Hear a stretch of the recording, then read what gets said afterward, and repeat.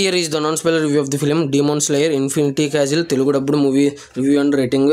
ఇంక ఈ మూవీ వచ్చేసి Japan original language, Japan with English sub titles and తెలుగులో కూడా థియేటర్స్లో రిలీజ్ అయింది. ఈ మూవీకి ఎంత హైప్ ఉంటుందని అనుకోలేదు, వేరే లెవెల్లో ఉంది. హైప్ ఉండొచ్చు కానీ టాప్ లెవెల్లో ఉంది హైప్. ఇంక ఈ మూవీ అనేది ముందు పార్ట్స్ చూడలేదు, ముందు పార్ట్స్ చూడకపోయినా కూడా అర్థమవుద్దా లేదా అనేది క్లియర్గా చెప్తాను. కాబట్టి నాకు ఎలా అనిపించిందో కూడా క్లియర్గా చెప్తాను. కాబట్టి నా రివ్యూ చివరి వరకు చూడండి. ఇంకా already Kishkindhapuri and Mirai, detective Ujwalan అనే మూవీ రివ్యూస్ అప్లోడ్ చేసిన నా ఛానల్లో ఉన్నాయి, చెక్ చేయండి.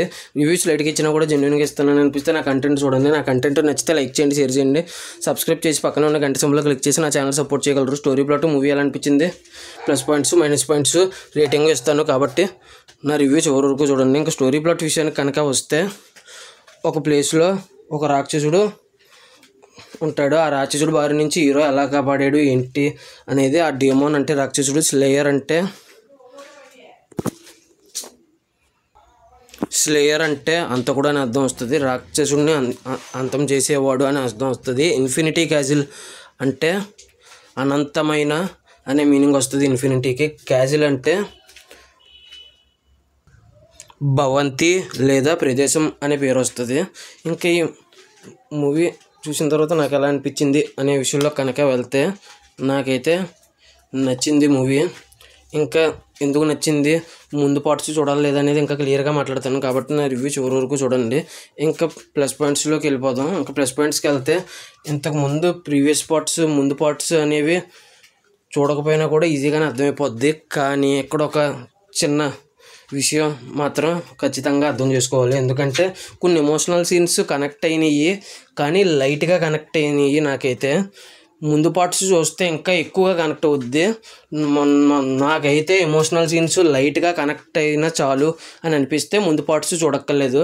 నాకు ఎమోషన్స్ లైట్గా కనెక్ట్ కాకూడదు, నాకు ఎక్కువగా కనెక్ట్ కావాలి అని అనుకుంటే ముందు పార్ట్స్ చూడండి అనేది చెప్తాను. ఈ ఎమోషనల్ సీన్స్ విషయంలో మిగతా సీన్స్ అయితే ఈజీగా అర్థమైపోతాయి అని అయితే చెప్తాను. ఇంకా ఫైట్స్ కొరియోగ్రఫీ చాలా అంటే చాలా బాగుంది. ప్లస్ యానిమేషన్లో ఈ రేంజ్ ఫైట్స్ అనేది నేను ఫస్ట్ టైం చూశాను.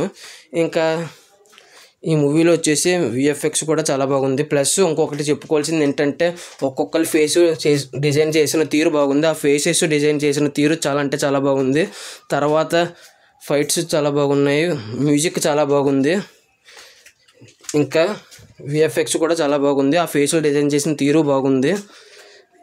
ఇంకా మూవీలో వచ్చేసి డైలాగ్స్ బాలకృష్ణ గారు చెప్తే అలాగ ఉంటుంది, కొన్ని మాస్ డైలాగ్స్ అలాగ అనిపించింది కొన్ని చోట్ల.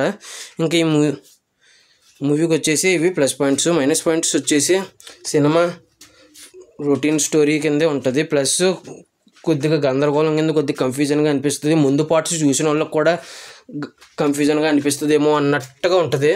ఇంక ఈ మూవీ వచ్చేసి స్లోగా ఉంటుంది. ప్లస్ లాస్ట్ 15 నిమిషాల్లో మరీ డెడ్ స్లోగా ఉంటుంది, అమ్మ బాబాయ్ అనిపించే రేంజ్లో ఉంటుంది. ఆ ఫస్ట్ హాఫ్ సెకండ్ హాఫే స్లోయే, కొద్దిగా బెటర్ ఏమో. ఆ లాస్ట్ 15 నిమిషాలు మరీ ఎంత ఉందేంటి స్లో అనే ఫీలింగ్లా ఉంటుంది. ఇవి మైనస్ పాయింట్స్. ముఖ్యంగా యానిమీస్ ఇష్టపడేవారు, ఫైట్స్ ఇష్టపడేవారు, మంచి విఎఫ్ఎక్స్ మంచి ఫేస్ డిజైనింగ్ యానిమీస్ ఇష్టపడేవారుకి మాత్రం ఖచ్చితంగా చూడదగ్గ సినిమా అని అయితే చెప్పొచ్చు. అంతేనండి. ఫైనల్గా ఈ మూవీకి వచ్చేసి రేటింగ్ వచ్చేసి 4.6 out of 5 అయితే ఇవ్వచ్చు అనిపించింది, నా ఒపీనియన్ మాత్రమే ఇది. అంతేనండి. ఈ మూవీ ఎంతమంది చూసి ఉంటే మీకు ఎలా అనిపించింది, మీరు ఎంత రేటింగ్ ఇస్తారు అనేది కింద కామెంట్ చేయండి. Thanks for watching. Jai Hind. Signing off. Bye bye.